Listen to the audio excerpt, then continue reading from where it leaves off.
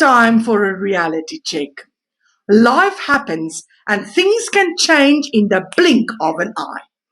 I've encountered countless individuals whose lives took unexpected turns, forcing them to sell their homes fast.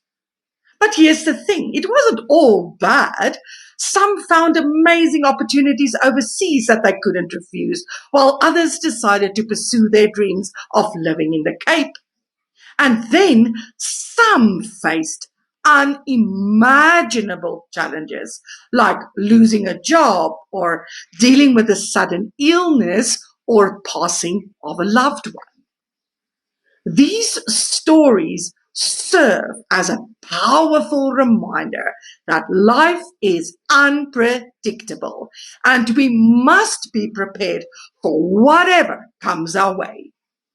That's why it's crucial to approach home upgrades and renovations cautiously, especially when there is a danger of overcapitalization.